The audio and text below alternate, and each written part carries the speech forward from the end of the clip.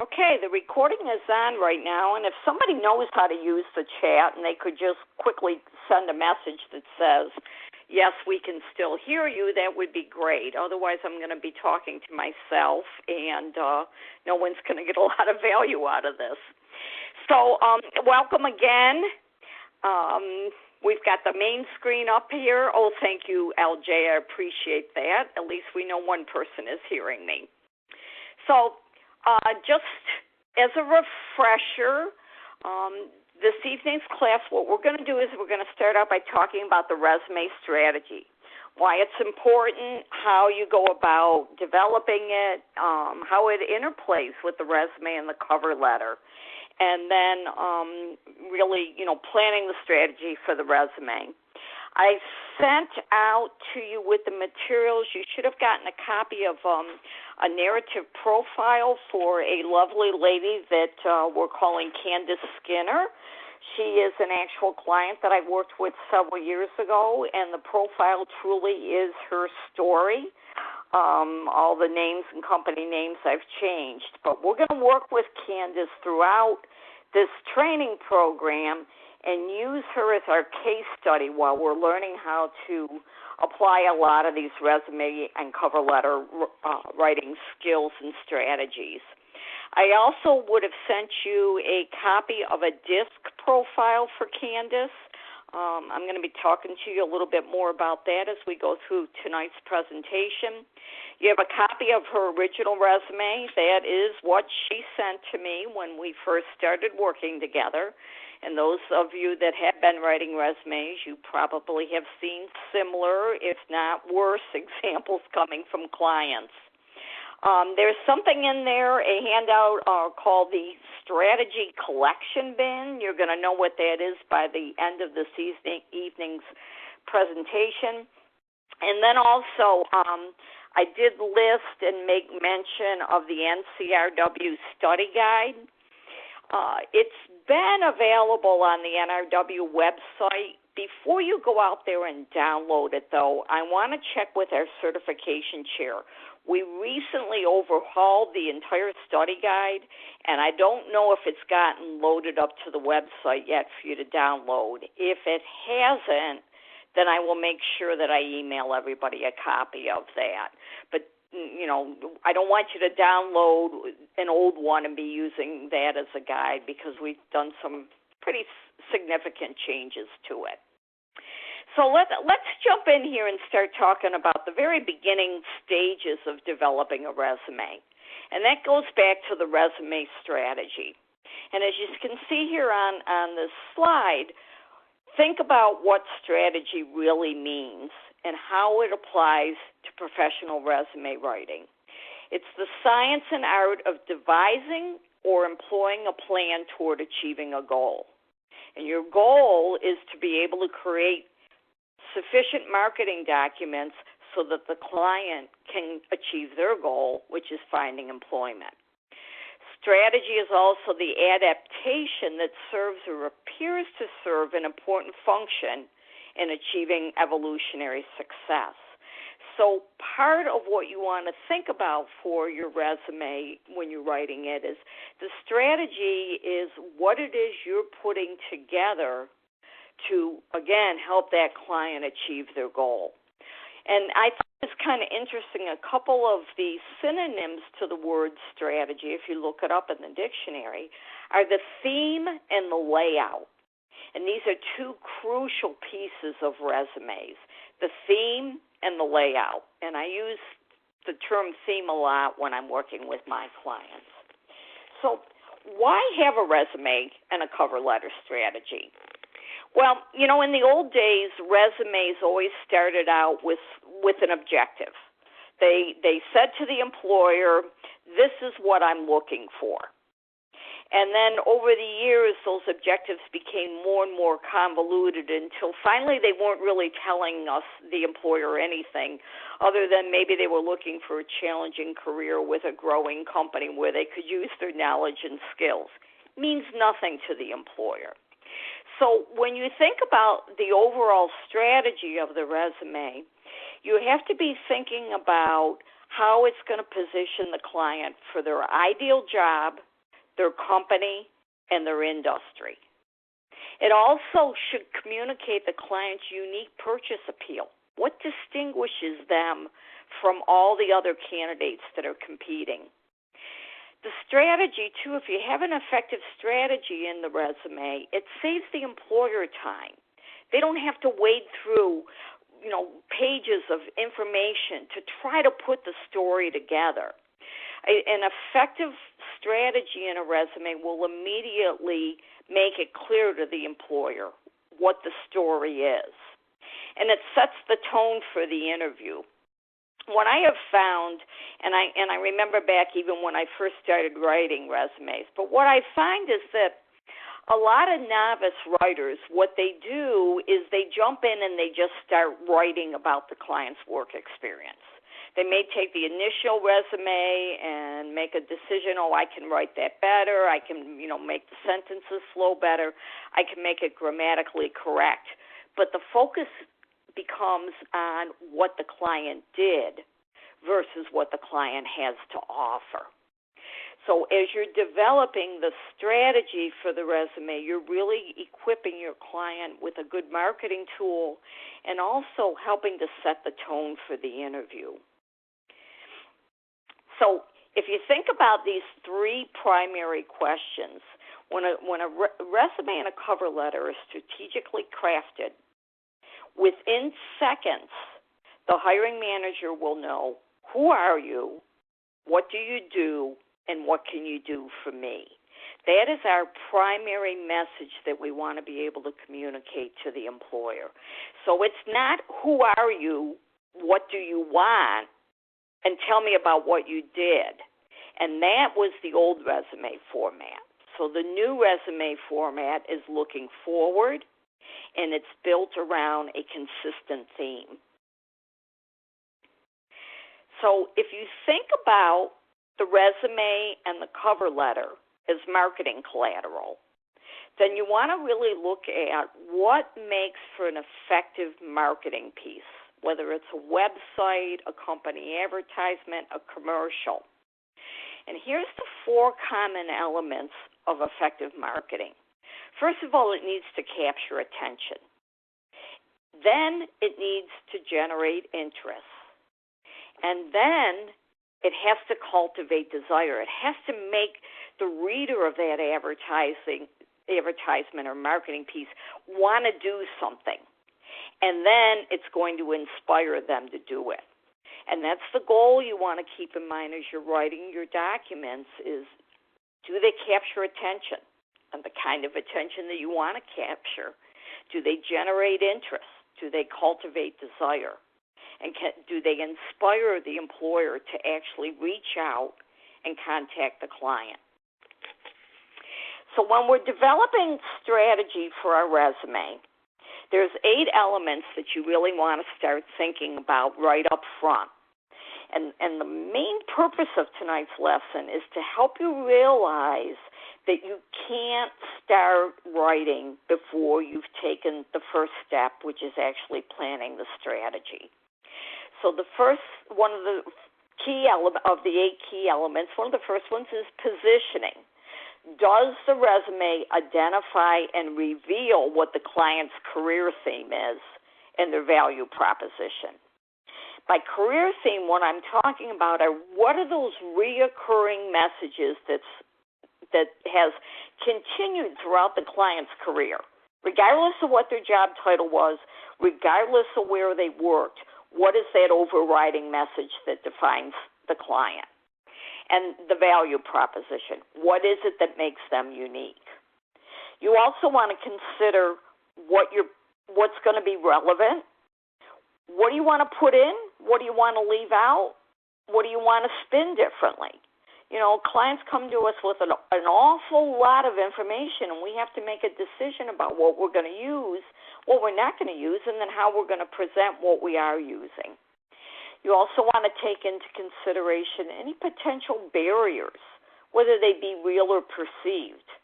So a real barrier might be the client doesn't have a college education, A perceived barrier might be that the client feels that because they're over 50, they're going to be discriminated against.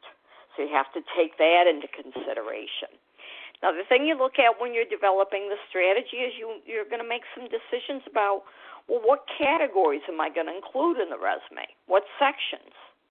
What order am I going to put those sections in? Am I going to put the education first, or am I going to put it further down? And what am I actually going to call those sections? Because that may vary according to the individual, the occupation, even the industry.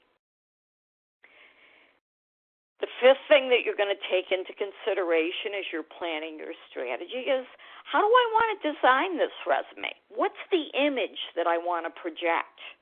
Does it reflect accurately on what the client's occupation is, what the industry they're in, what their career level they are?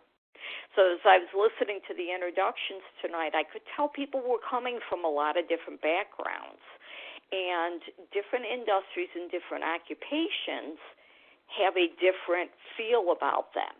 So you look at the design and the image of the resume to reflect that.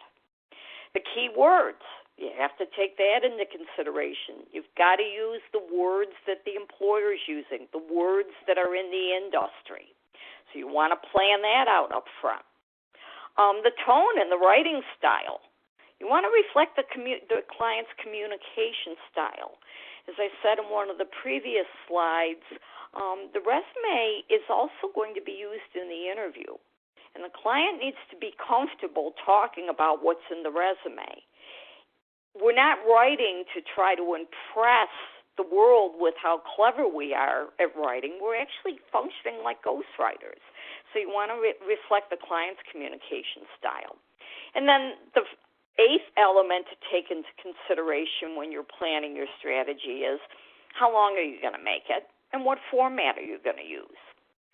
So we're going to take these apart a little bit more, but I think this first slide here, or this next slide, is really one of the most important things to keep in mind as a resume writer. Is it's essential to know the client, and for the client to know himself, herself, and to know the employment target. And you know, if nothing else, print out this one slide and hang it over your desk as a reminder. Because without this knowledge, it's nearly impossible to create an effective resume. Anytime a client calls me and they can't tell me what their goal is, they're not ready to have a resume written. And those of you that are somewhat new in the industry, if you're trying to write resumes for clients who don't know themselves and they don't know their target market, you're going to find that it's going to become a very frustrating and difficult situation for you and the client. So taking these individual things apart then, as you plan your strategy, one thing to do is to begin by assessing the client. And there's several different ways that you can go about doing that.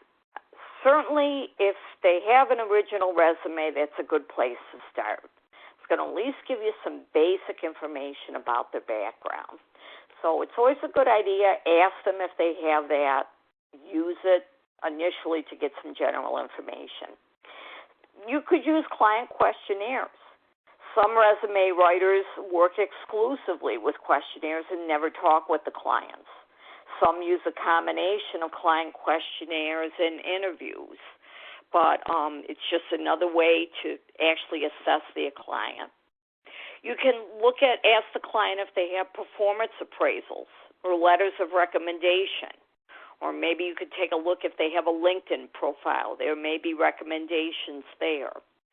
Another way you can assess them is with formal assessment tools, like the Myers-Briggs, the Strong Interest Inventory, or of course the one that I endorse and that I really want to make available to all of you is the DISC Behavioral Style Assessment, and we'll take a look at that a little bit later.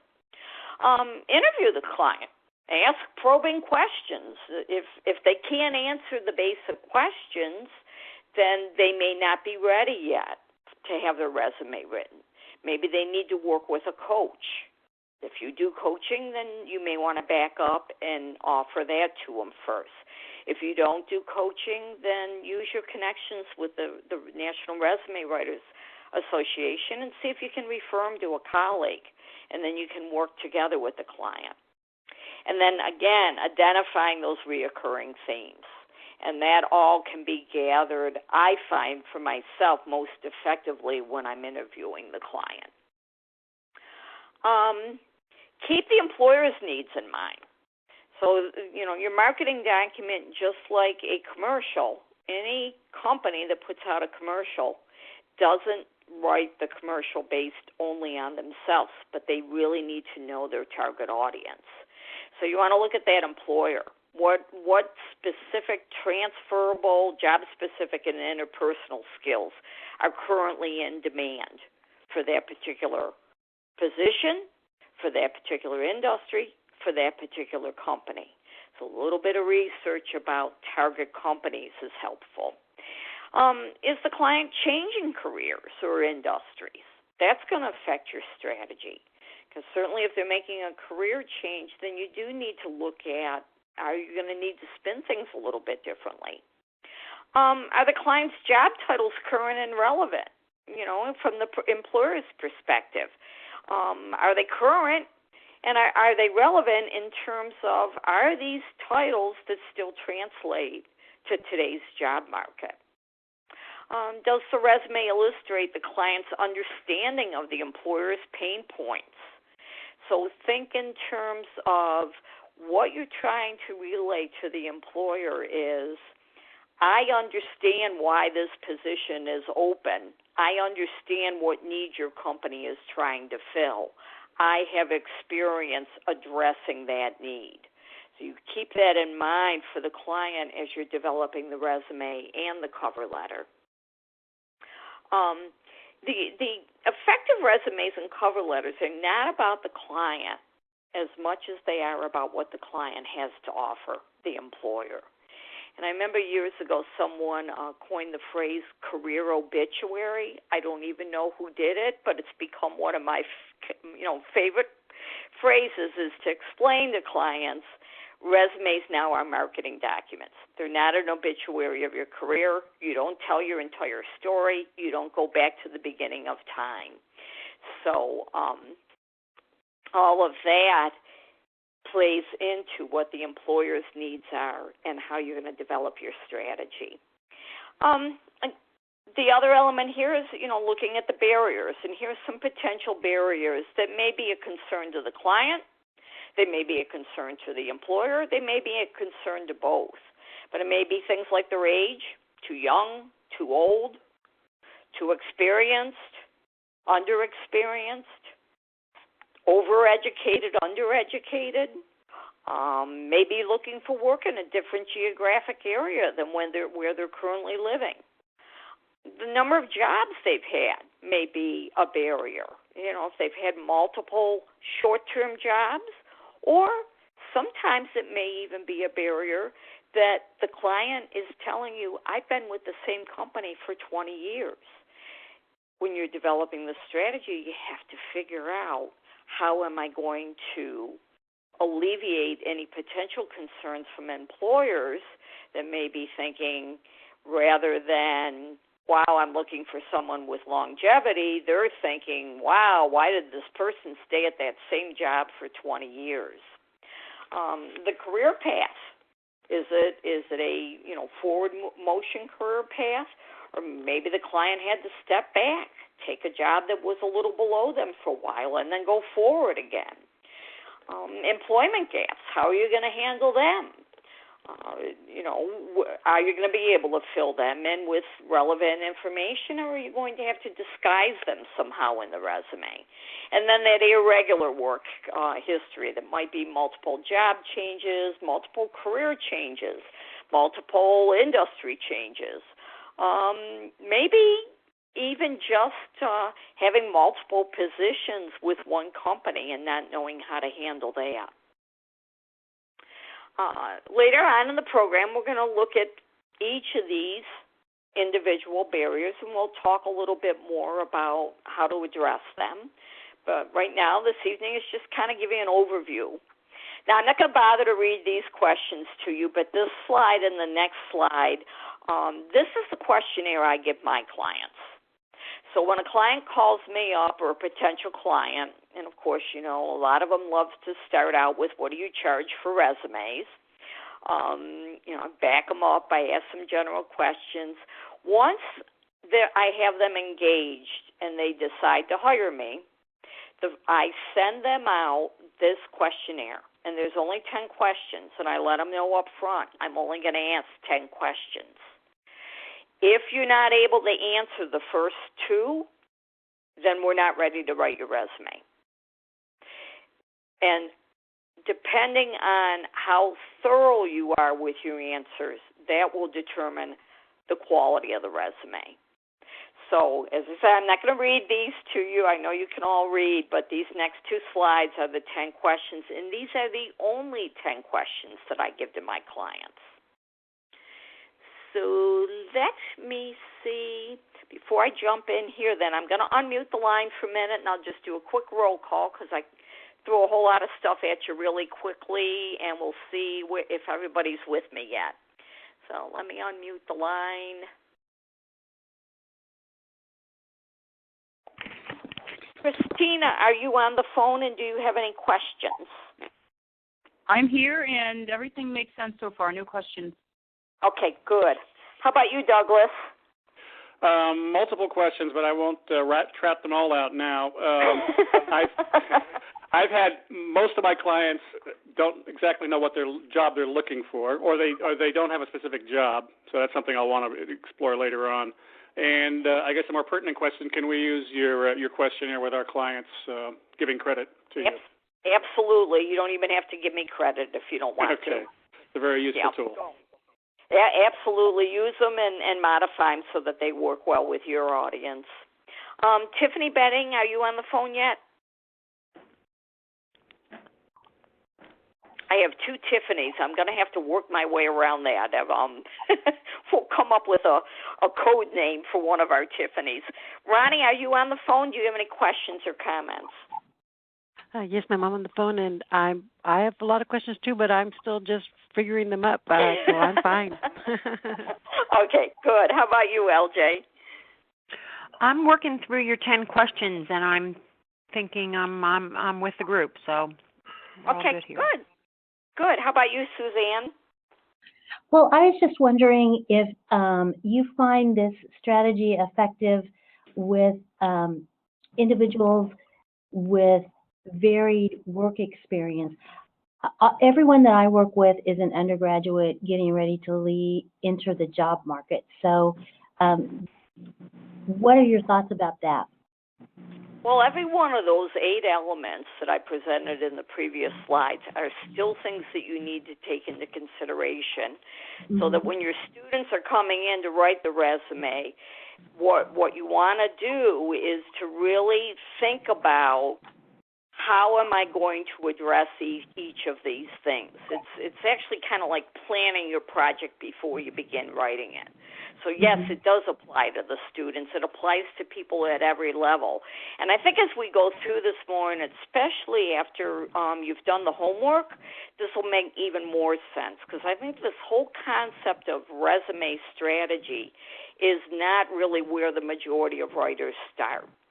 So be patient with yourself. All of a sudden, it's going to click. Okay, thank you. You're welcome. Tiffany Roberts?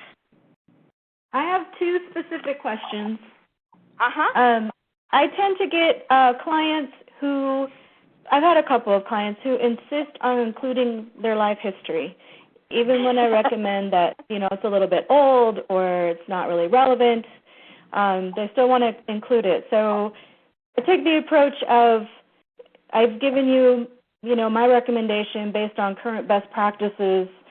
You're the client, and I'll give you what you want. Is that the appropriate response? Really, the thing is, Tiffany, once you have a firm grasp of resume strategy and why it's important, you'll be able to communicate that to your clients to the point where they will realize, wow, I guess it doesn't make sense for me to include all of that information in there.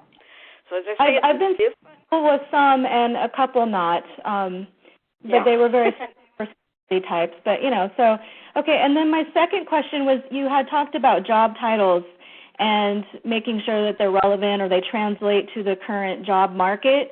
Is it acceptable or to alter a job title that would be more in line with what they would call it now? If it was yes, the same. and I'll be covering that when we do the session about the experience section of the resume. Make sure that I go back and I address that again. Okay, thank you. Yep, you're welcome. How about you, Brenda? Did you get on the call yet? All right, so I'm down to Mark. I'm here, but I do not have any questions at this point. Okay, somebody started to say something. Noreen, this is Ronnie. Sometimes I too work at a community college, and we have a very high population of English as a second language individuals. So sometimes I do run into that snag where, writing the resume to where it would read like the individual would write. And so, I run into that, and I always I vacillate between what to do. So that's something I've always tried to find some kind of guidance with that. So I'm hoping we can tackle that one day. And hopefully that in one of these next slides we'll kind of address that a little bit more. But yes, I'm glad you brought that up, because in some ways, if we go back to one of this earlier slide about thinking about, well, how are we going to handle some of these potential barriers? That could be one of the barriers that you're trying to consider as you're writing the resume is this person is not really that fluent in English. How am I going to write this resume to reflect their communication style as much as possible without putting them at a disadvantage when they get to the interview? Right. So we'll look at that a little bit more too. Okay, great. I'm going to put everybody on mute again. And hang on. Okay, so we'll flip over a little bit more. And just as a reminder, too, as I am recording, Tim will be getting the recording uploaded to a YouTube channel, which you'll all have the URL for, and then you can access that for the rest of eternity. And if you really want to listen to me talking again, you can always go in and listen to the recording. Or if you find that you can't make a class, don't worry about it. You'll be able to get the recording the next day and listen to it. So, again, I'm just kind of breaking down where the strategy comes into play. As I said, you're going to look at some of the resume basics, the headings, what are the essential categories you're going to include, what are the optional ones you're going to include, what are some of the common titles that you're going to want to use for those categories. Are you going to call it volunteer experience, community service? Are you going to call it work history? Are you going to call it professional experience? So we're going to be looking at all of those as we go forward with the program, taking apart each section of the resume 1 week after another. Planning your keyword strategy. This is another thing that you really want to try to figure out before you start writing what are some of the words that I need to make sure I integrate into these marketing documents. And for tonight's conversation, I should probably just say let's concentrate on the resume initially. So, when the client presents to you some of their occupational targets, then you want to start collecting keywords. You can look at the online classified ads, the job advertisements. You can go to company websites. Look at the companies that they might be targeting and what are the words that are being used there. ONET. I'm sure some of you use ONET. I don't recall if it was Mark or Douglas that said that they work in the workforce development. But ONET is a great place for you to just go in, type in a particular job title, and you will get all kinds of keywords that are related to that position. The Dictionary of Occupational Titles, You can look at professional and technical associations. You can even look at LinkedIn profiles and see what people are putting on their profiles, but identifying what those are. And keeping in mind, too, that the keywords are actually now, they're nouns and adjectives and short phrases. And they represent the hard skills that learned through training and education, the job training, and then the soft skills, like problem solving and decision making. In the old days, when we talked about keywords, we were talking about verbs like managing, supervising, directing. The focus now is on the nouns and the adjectives and then those noun phrases. So looking at that information and getting it up front. And as I get to this section here on the strategy collection bin, maybe this will make it a little bit clearer for you all, too. As I mentioned earlier, you want to keep in mind you're the ghostwriter. So identify the client's communication style. This is another reason I love the questionnaires is, don't repeat the client's grammatical errors or, awkward sentence structure. But sometimes the way the clients write on those questionnaires is very, very telling about the words they use to describe themselves, the words they use to describe their work. So you want to be able to identify that. Listen to them when you're doing an interview in the way they speak. I remember years ago when I worked for a welfare to work program, I was working with an older woman who had not been in the workforce. She was trying to get her first job, and I don't recall exactly the situation, but I had put in her resume that she was always punctual. And it's kind of a simple story, but when she saw that, she pointed to it and she said, "What is that?" And I said, "Punctual?" She goes, "Yeah, what does that mean?" I said, "Well, it means you're always on time." And she said, "Well, then why didn't you just say that?" So it's just kind of a simple example that sometimes we just have to keep in mind that we're representing our clients. We're not just writing for the sake of writing. And then the DISC assessments, and I'm going to tell you a little bit more about that as we go forward, too. Collaborate with the client as you compose. This is very important. There's no way you're going to be able to know everything, and you can ask your client for guidance. They know their occupation. They know their industry. Don't assume that you have to be the genius and that it's not okay to say to the client, I don't really understand what you're telling me. Could you explain that a little bit differently?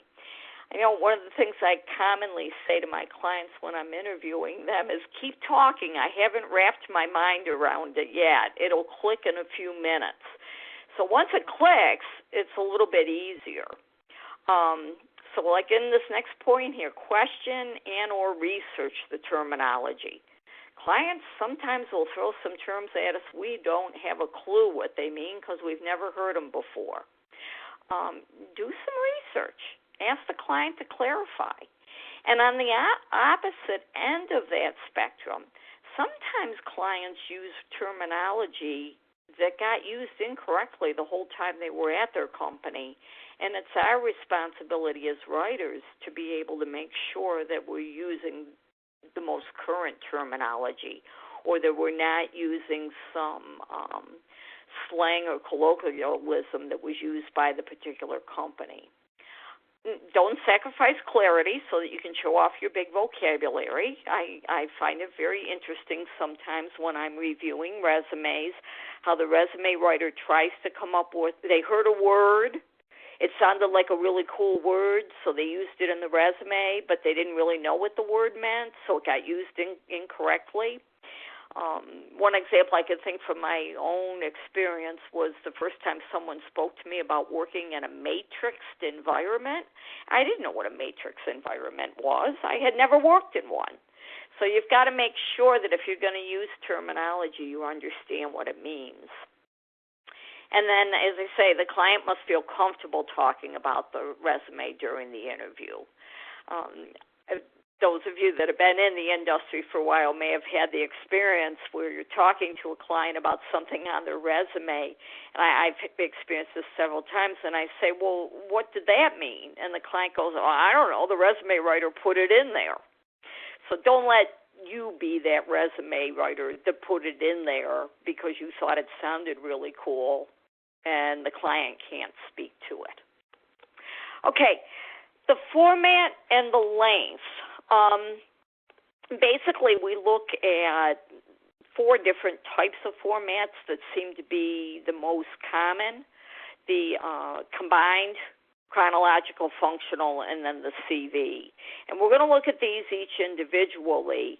The most common is the chronological, where you're listing all of the positions, you're listing them in reverse chronological order, and you're including the dates. A true functional resume only focuses on skills and experience around those skills and does not include dates. It is not a well-accepted format. It's rare that you'd want to use that with a client.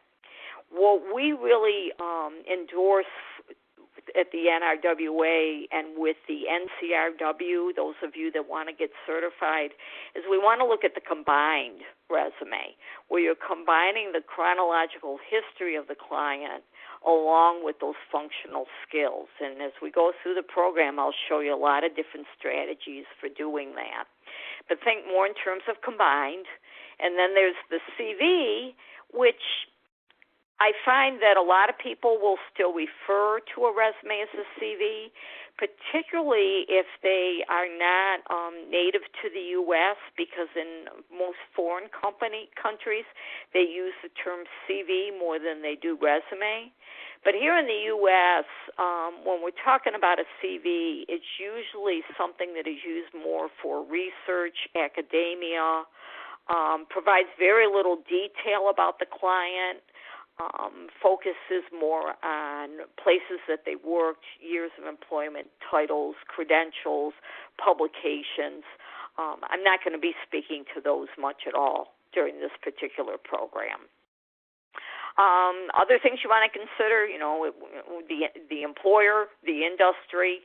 A good example here is the difference between a federal resume and a private sector resume. And we'll touch on that a little bit more. But that's just an example of where you have to think about years of employment, or the industry and the employer. Federal resumes are always longer than private sector. The years and the relevance of the experience. How far back do you go? Well, we can't just slap a number of years on and say, well, okay, you should cut it off at 15 years. Because maybe something happened earlier in the client's career that is relevant. It should be included. And on the other hand, you don't want to be writing about everything if it's not relevant to that particular job target. And then the layout. A lot of times when I'm looking at a resume that may be 2 pages long, it oftentimes can become a 1-page resume just by being formatted somewhat differently. Or maybe it was a 2-page and it ended up being 3. So we're going to talk about format and layout, too, in a future class. Some employers, they're going to specify their preferred style. They may even specify the preferred length. So, again, it's getting back to knowing who your audience is. All right, the design and the image, some of the things you want to consider there, the occupation and the industry preferences. Font size, font style.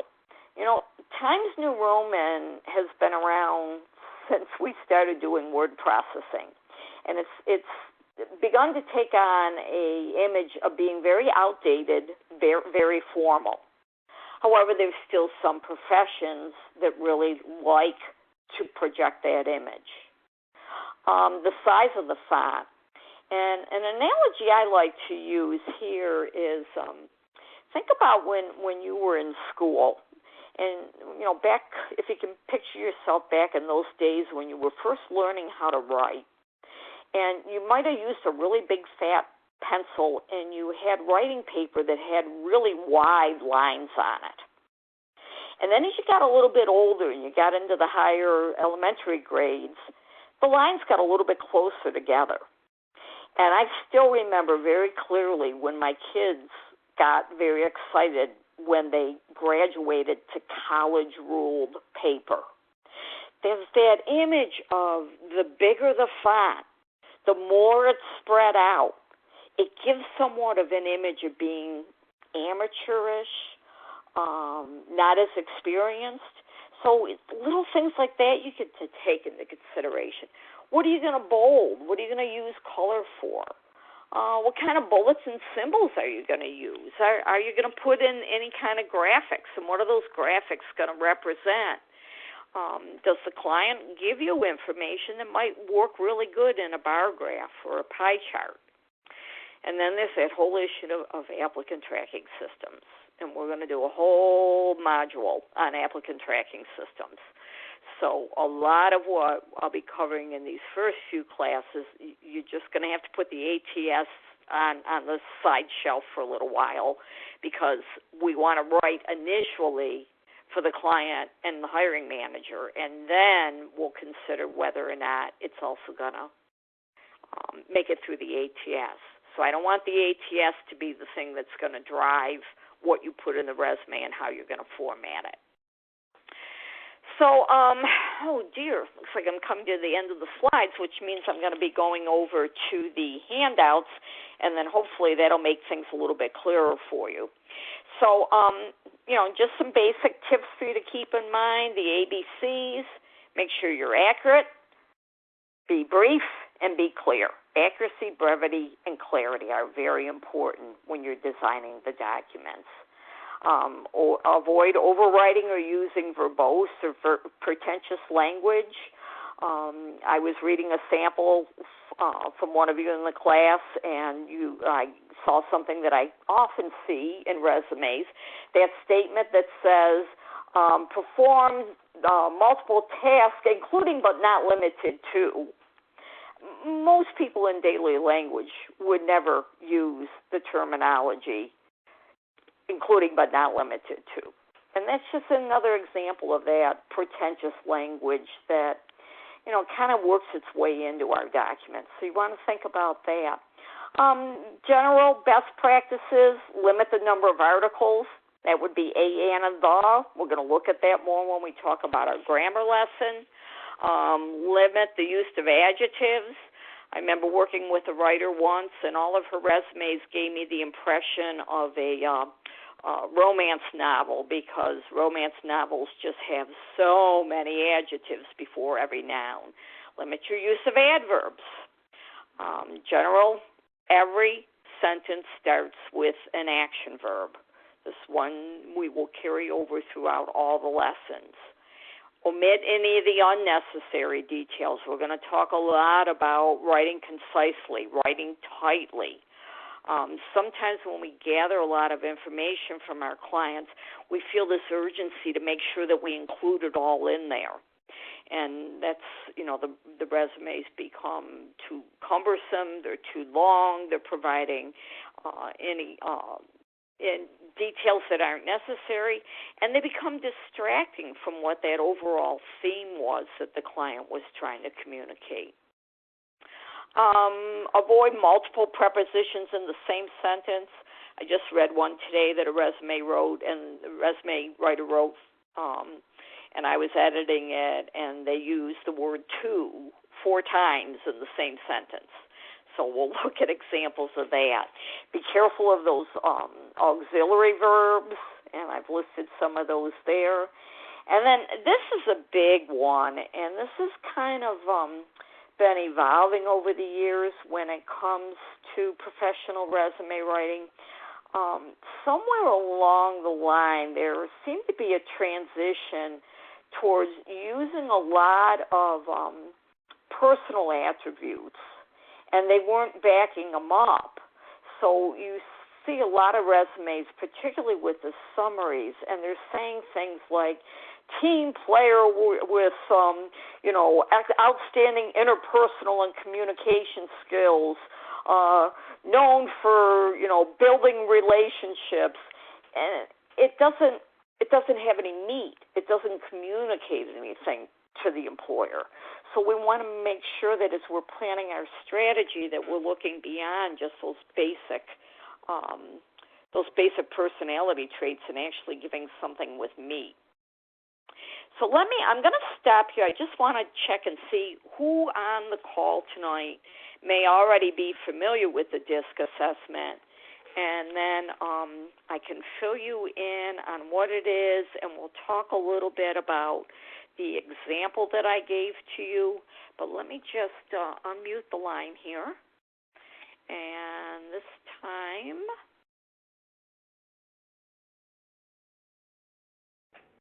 start at the bottom of my list so that everybody doesn't think, okay, she's always going to call me first. So, Mark, are you familiar with the DISC assessments? Somewhat. We use different occupational personality inventories that kind of, I guess, have elements of it, but no, not specifically. I can't say that I am. Not specifically the DISC. What are you using? Can you think of any of them by name? Yeah, we use a lot of Connexa products as screening instruments or skill assessment instruments for our clientele. Okay. Myers-Briggs would be one. Yeah, Myers-Briggs is a similar. And I'm going to ask if Brenda's there. Yes, I am. She may not. Oh, you are there. Yay, Brenda. Have you used the DISC? About 4 years ago, I explored it, but I really don't use it, no. Okay, all right. Tiffany Roberts? I've never used it. I've only learned about it through the NRWA website. Okay, good. Well, I'm glad you know that it's there because that was one of the things I wanted to talk about. Yeah, Suzanne? I'm not very familiar with it. We've talked about it somewhat here amongst my colleagues, but for the most part, we use Myers-Briggs and then the self-directed search. Okay, good ones. LJ, how about you? I went through the DISC personally through some graduate work I did in coaching at Columbia. I ended up opting to use the Berkman, which was another assessment that I went through, and I am a Berkman consultant and use that exclusively, so I'm curious to revisit the DISC. Okay, great. And then working backwards, Ronnie? I am familiar with the DISC. It's not one that we use as an assessment. We do others. I do Myers-Briggs, and then here at Washington State we have assessment tools. We call it WOIS, Washington Occupational Information System. So there's various different assessment tools that we provide and we work with. Okay, good. And then Tiffany Bidding? Okay. Douglas? I have not used the DISC. I'm pretty familiar with Myers-Briggs, but not the DISC. Okay. And then Christina? I'm not familiar. I'm more familiar with the Berkman method. Okay. Well, I'm going to put this on hold, mute again, and let me tell you all a little bit more. I gave you an example of the DISC assessment that was from this our test client, Candace. Actually, this particular one was I kind of blended a DISC profile she had with a different organization. But let me just tell you a little bit here while I'm on this slide, and then we'll look at this a little bit more. The DISC assessment is probably one of the most validated behavioral style assessments anywhere in the world. My daughter was just asking me yesterday how it worked, and I said I have no idea. But as one of our affiliates is an organization called Profiling Pro, and some of you mentioned that you had seen the DISC on the NRWA website.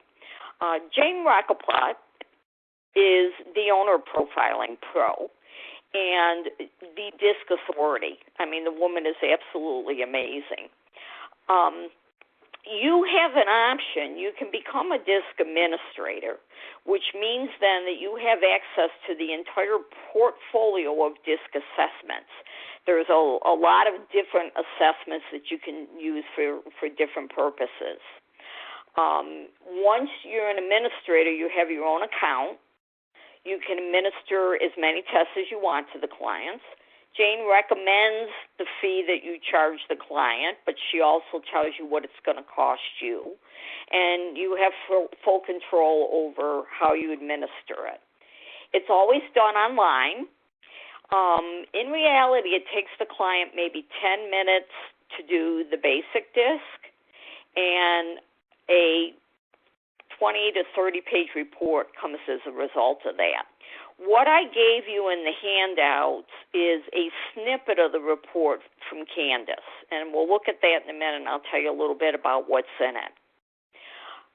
What you're seeing here on the screen is another option. Rather than you pay the fee, join Profiling Pro, and become an administrator, Jane has offered a service to anyone who belongs to the NRWA, where you can administer what we call the resume and cover letter assessment to any of your clients without actually becoming an administrator.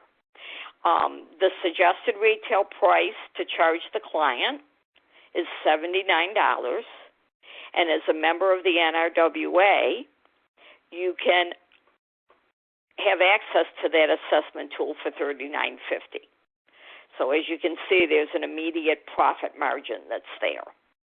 Now, some of the things that's really significant to know, as I mentioned, Jane she's extremely knowledgeable about all the assessments and can answer any question. But what's more important, I think, is I have never, in all the years I've been in the industry, talked to any professional that was more giving and more forthcoming with information and more customer service focused than what Jane is.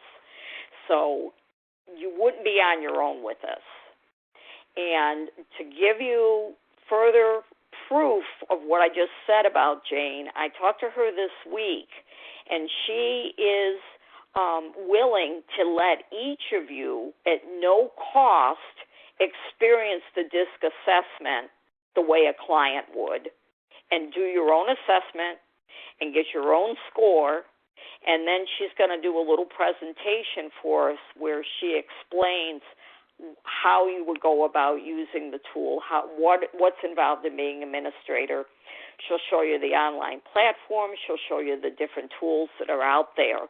So I'm going to be getting more information out to that. I'm really hoping you'll all take advantage of this because this is a tremendous offer that Jane is giving us. So if you would just grab the one handout that I sent, which is the Communication and Behavioral Strengths DISC Mini Report. This one's a little bit different than the resume and cover letter one that we have access to because it's not as comprehensive. But what you'll notice as you look through this is that this, somewhat like Myers-Briggs, is based on the 4 basic behavioral styles. And this has been repeated over and over in all different kinds of assessments. So it's not anything particularly new. But with the report here, I want all of you to read this before you start doing your homework because this is going to be a crucial piece of being able to plan your strategy for Candace. Because that's what we're going to do is we're going to work on Candace's marketing documents. And besides her original resume, besides what she put in the profile, the DISC assessment is giving you an idea about her communication style. You'll see that described in here. Words that describe her personality, words that describe her decision-making style, words that even describe her ideal environment. So by taking that information, you're beginning to get insight as to who Candace is and how she wants to be perceived by her prospective audience.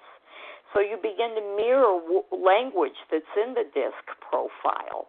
And, if you have a client that's highly analytical, it'll show up in the profile. And then you don't want to be talking about, they love going out and negotiating deals, because that's not the client.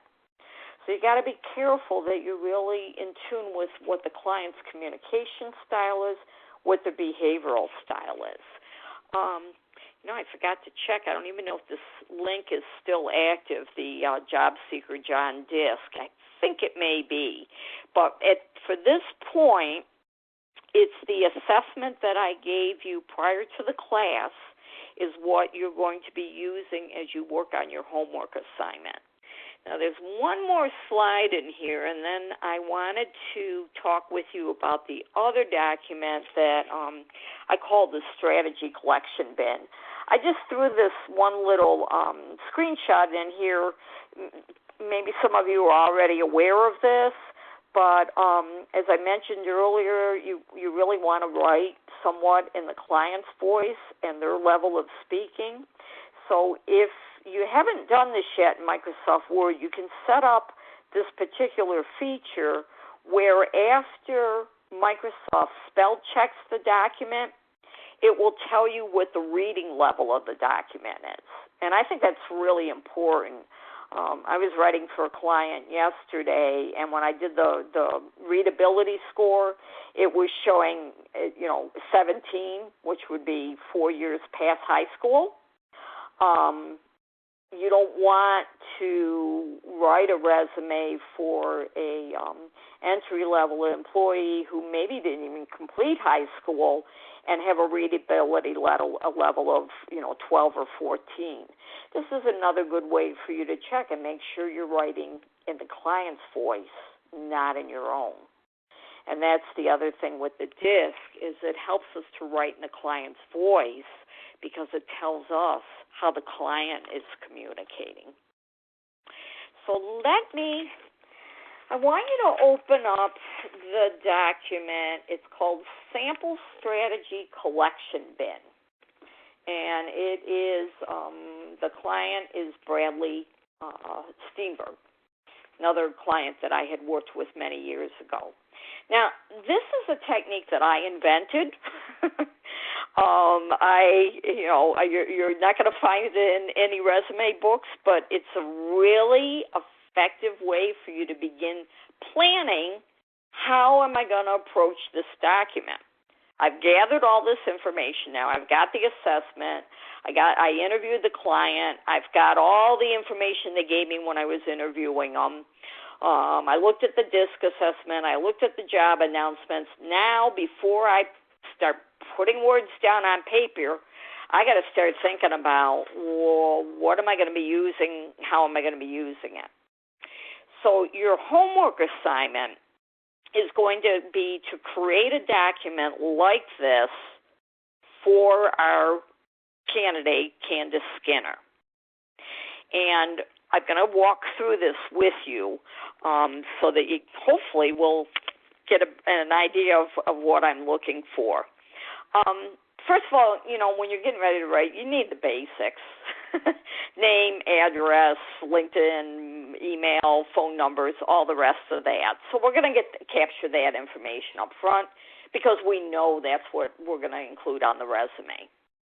Then take a look at Candace's profile, or when you're working with your own clients, and write down what are some of the facts about their career and their education that you want to make sure you include in this resume. There may be some facts that you don't want to include. So you don't want to just take all of your information and go, oh, my God, this is a lot. I got to include all of these facts.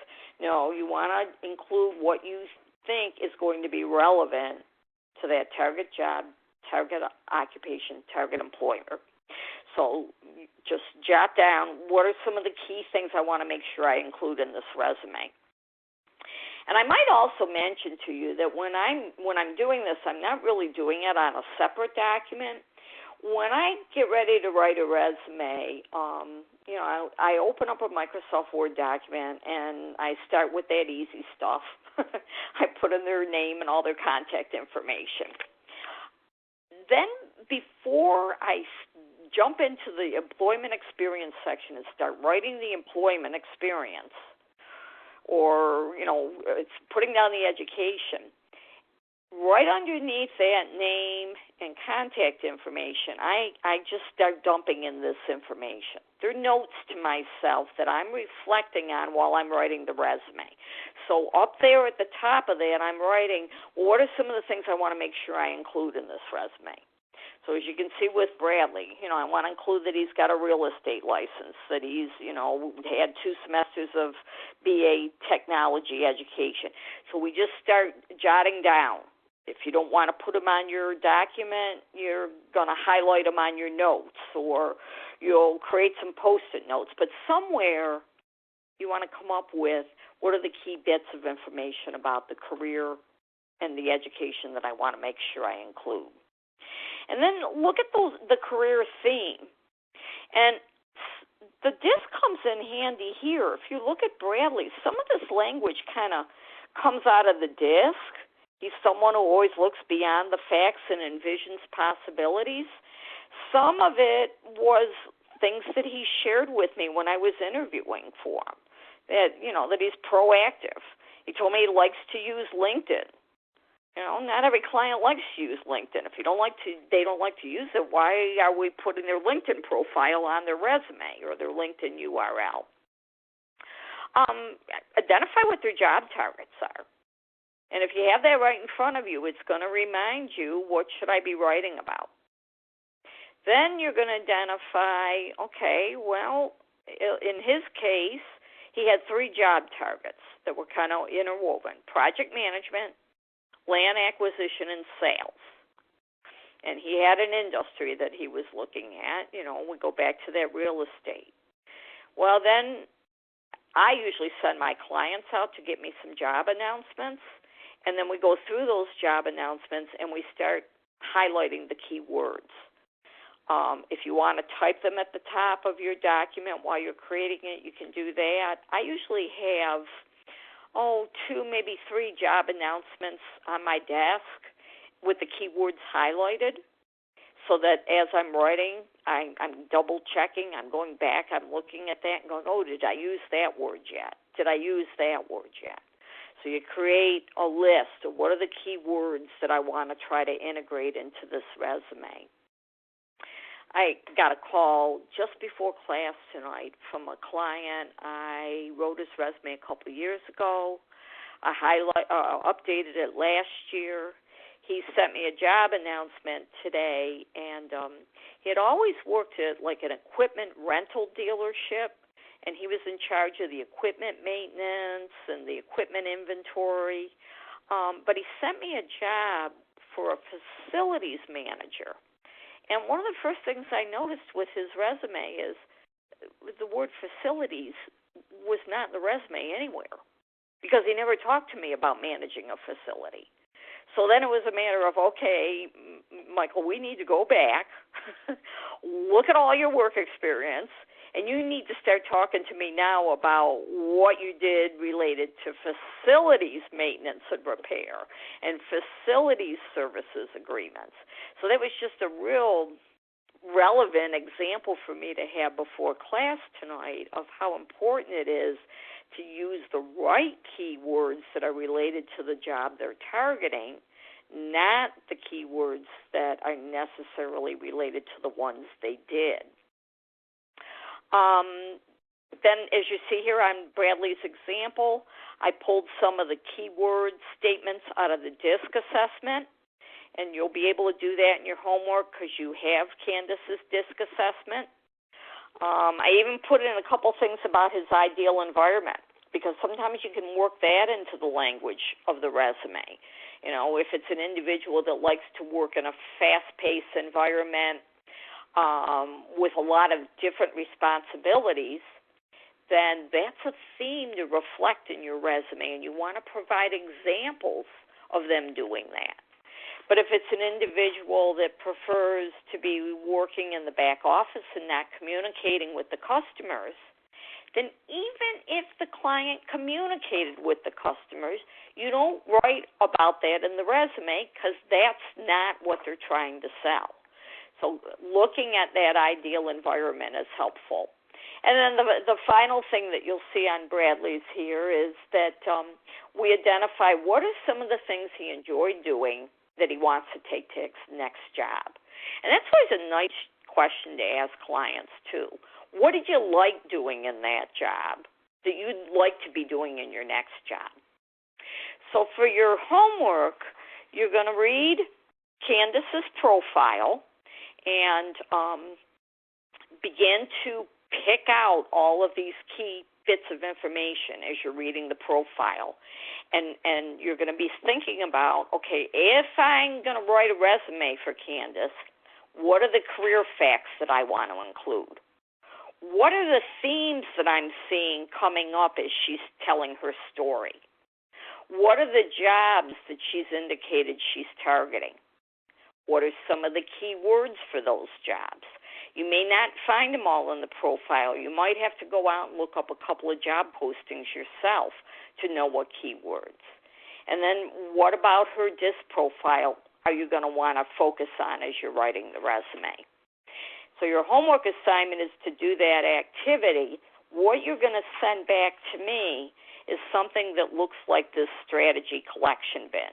So you're welcome to use this template with the same kind of headings, or if there's another format that you feel more comfortable working with, you're welcome to do that. But as I said, when I get it back, I'll give everybody individual feedback. But then in next week's class, I'm going to show all the examples without any names, because we're not here to pick apart other people's work, but I want you to see everybody's work. And that way it'll be a little bit helpful if we all kind of follow a similar format. So use something similar to what I have here for Bradley, but you have the ability to be real, have some leeway on your own creativity. Another thing I wanted to say about this exercise, and particularly Candace's profile, most of you indicated that you wanted to pursue the NCRW certification. And when you take the certification exam, you're going to be handed a profile that is very, very much like this one for Candace. And in order to complete the exam and get your certification, you're going to have to go through this exercise. You have to read that profile. You have to figure out, what am I going to use? What am I not going to use? What additional information do I have to have? And then you're going to develop the resume and the cover letter around that. So this first step, a lot of resume writers skip it. And I have seen, I am not only certified, but I've been on the Grading and Certification Commission for quite a few years. I do grade the samples. I grade the resume test. I also do proofreading for other professional resume writers and editing. And probably one of the biggest weaknesses I see beyond grammar is that resumes oftentimes lack strategy. I'll pick up a resume. It seems to be grammatically correct. It's very well written. It's formatted nicely, but we just can't put the pieces together. It doesn't have a reoccurring theme. It doesn't answer those questions. Who is this client? What do they do? What can they do for the employer? So going through all these slides again, looking over the examples that we have here, and then working with those tools. I'm trying to think if there's anything else. I think I sent you all her narrative profile, her DISC assessment, and her original resume. Yes, so you all have that, and it's the little outline of how you're going to do it. And just as an aside, because there were a couple of folks in one of my previous classes, they thought I was asking them to outline the resume, what sections they were going to put and what they were going to put in them. No, you're not outlining the resume. You're not giving me a basic, this is what my resume is going to look like. You're outlining the strategy. What am I going to include? and you know, what words, what content. I don't care where we're putting it because we're not talking about that yet. It's just how well do you know that client and how well are you able to decide how you're going to approach this resume. And if you don't do that first, you're not going to have a very good end product.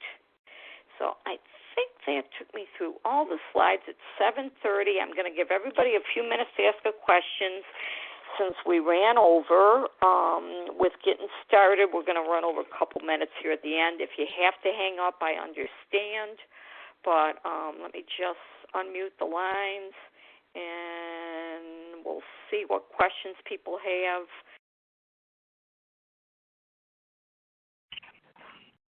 I talk fast, and eventually you're going to kind of get the flow for it. So if you're confused right now, don't hesitate to tell me, I don't know what you want me to do, Noreen, and I'll make sure I clarify it for you.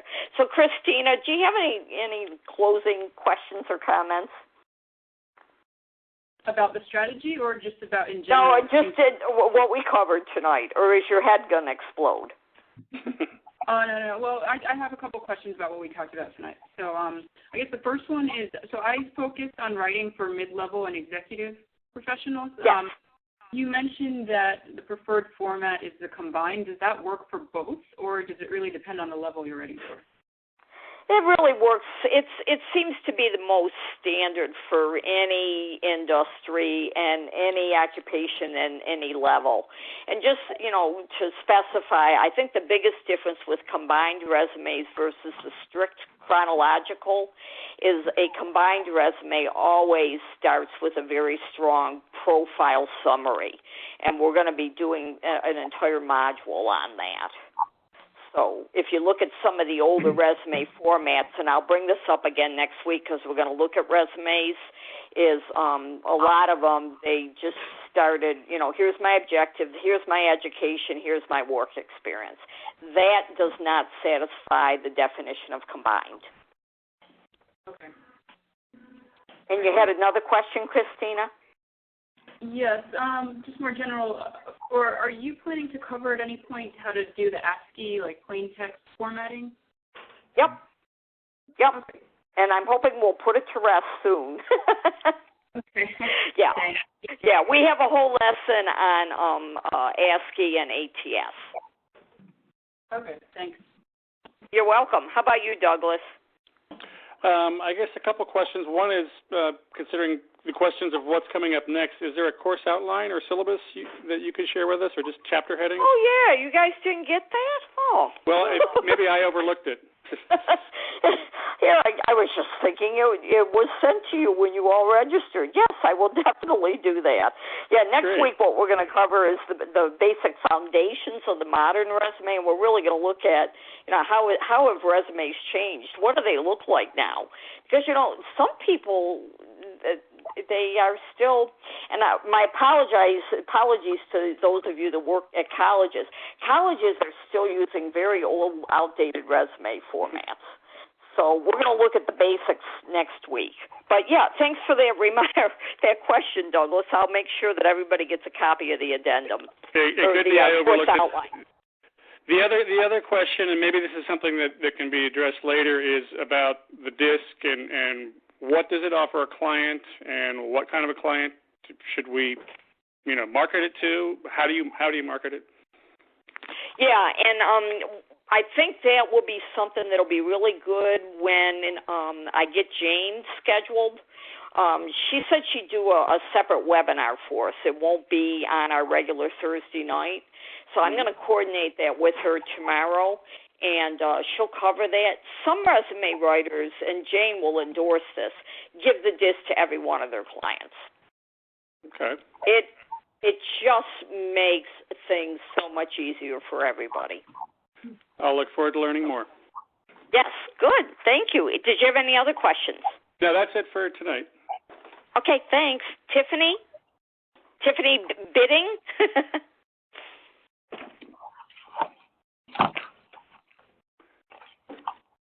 She might not be on the line. Okay, how about you, Ronnie? Thank you. So for me, the only question I really have, and I think I can work it out when I get ready to build my sample strategy, but it's in working with the DISC, so I can see that Christine is definitely the interactive person, like, who wants to work with people and stuff, but because I've never done this before, I guess I will have a time trying to figure out in her career theme, how am I focusing with her in a natural state or in an adaptive state, So those are just things I'll be working out myself. Okay. Well, it's interesting that you brought that up, and for those that haven't used the DISC, don't worry too much about natural and adapted. You're always going to be focusing on the natural style. And just as, a quick summary with DISC, it does look at two different behavioral styles, and you'll see that on the sample report. Your natural is the way you're innately wired. Your adapted is how you feel you need to change or behave in your natural ways to be successful in the workplace. So as you're looking at that report that I gave you, when you're doing your homework, focus on her natural style. I'm glad you brought that up. Okay. Did you have any other questions? No, thank you. Okay, thanks. How about you, LJ? I think I'm all good. What's the deadline for homework turn-in? If you don't get it in by 5 o'clock on next Thursday, then it won't be you won't get any feedback on it. So I'd like to have, if you can get it to me by Thursday morning, that's great, because I usually just spend Thursday then getting everything organized for class. The sooner you get it to me, the better quality feedback you're going to get, because once I start getting short on time, then I just cut my feedback short. Okay? Yep. All right. How about you, Suzanne? I think all of my questions have already been asked, but this has been a very interesting session, and I am really glad I signed up for this class. Well, thank you. Also, too, just as a reminder to everybody, and I hope you'll recognize this as we work together, don't ever hesitate to contact me outside of class. Shoot me an email, give me a call. If you've got a question, bring it to me. Don't struggle with something or, feel like your question isn't that important, because every question's important. And this course is my primary focus once it gets started. So you're my clients now. You're my number one. Don't hesitate to come to me if you have questions or comments. And don't hesitate to argue with me if you don't agree with something that I'm teaching, and we'll talk it through, okay? Because we're all here to kind of work together on this. Where am I now? Tiffany Roberts? Hi. I just want to clarify on the homework. So we're going to be figuring out what her target job is, or jobs. Well, you're going to see it because she says so in her profile. Okay. And then the second one, not related to homework. Are you giving us feedback on the documents we sent you before class? Or was that just for you? Probably not initially. What I do with those is basically two things. I look at everybody's samples that they sent me so I can figure out, are there specific things I need to address during the class? Is there something I need to change during the class? So it helps me with the planning. But then as we go forward through the course, I oftentimes will go back to your samples. Many times what I've done with people in the past is if they want to do supplemental homework assignments, I work with whatever they sent me initially. Like, let's rewrite this particular job now that we just did the lesson on writing up job descriptions. Or how about if you reword these bullets so that they're front-loaded? So I will be revisiting your documents instead of just giving you an overall critique of that particular document. And I hope that works for you. Mm-hmm. Yeah, that's fine. I was just curious. Yeah. Yeah, I'm not going to just file them away and go, well, that was nice. You will be getting feedback. Okay. All right. Any other questions then? That was it, Tiffany? Yes. How about Brenda? Tiffany asked my question, and I was wondering about the curriculum, the course curriculum. That's already been asked, so I'm good. Yeah, it's really, you always get a course syllabus at the beginning of class, right? All right, I'll make sure you get that. Okay, and then Mark. No questions at this point. Mine have been answered, but I feel like this has been an exceptionally good use of my time. Thank you. Oh, good. Next week I'll throw everybody's names up in the air, and I won't go in alphabetical order when I call on you. Okay, the course curriculum, I'm going to send that out as a group email. And then the homework assignment, you'll be getting another email with that. That way I'm not going to be blending, two topics into one email. That always drives me crazy when people do that. So you'll get one, and it'll have the course outline attached to it.